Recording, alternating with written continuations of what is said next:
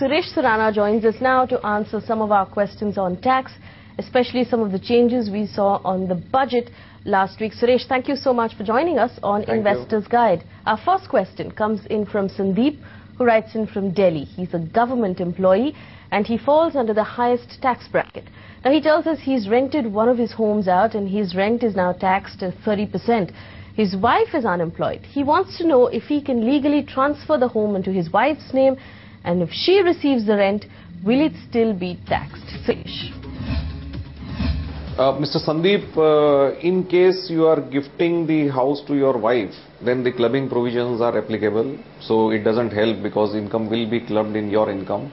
However, in case the gift is made to your son or daughter, and if they are major above 18 years of age, then the clubbing provisions are not applicable and they can claim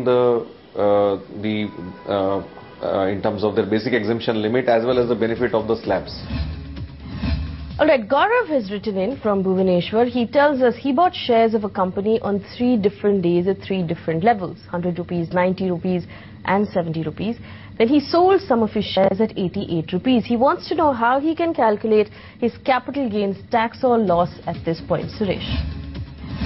Gaurav, here the provisions are very clear. I assume you are holding the shares in a demat account, and in case of the shares held in demat account, the cost is calculated based on first in first out basis, which means the share which you have sold for 88 rupees, the cost will be considered at 100 rupees. That is the first share which you bought, and as such you will have a loss which will be 12 rupees. Since the shares are being sold within a period of 12 months, it will be short-term capital loss and you can claim the benefit of the same. Our last question comes in from Mr. Vinayak Gadre, who writes in from Thane. He tells us that according to the budget this year, senior citizens will no longer need to pay advance tax starting April. But he wants to know what the position will now be on TDS deducted from those bank fixed deposits and from his savings account. So, Mr. Vinayak, I think we are talking, there are different things we are talking about. First of all, in this budget 2012, there is an exemption of rupees 10,000 for interest from saving bank account, which is applicable to everybody. And however, this exemption is not available to interest on fixed deposits or recurring deposits.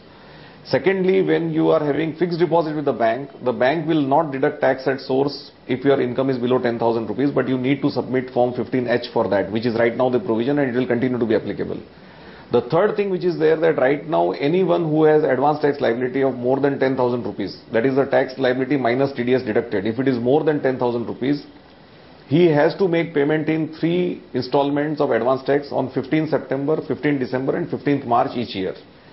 The senior citizens have been exempted from making the advance tax payment and they can make entire payment at the time of filing of the tax return. Alright, Suresh, thank you so much for answering our questions on Investor's Guide. Remember, if you have questions about your taxation or about your investments, feel free to write to us on the email ID that's at the bottom of your screen. This episode will also be available on our Facebook page as well.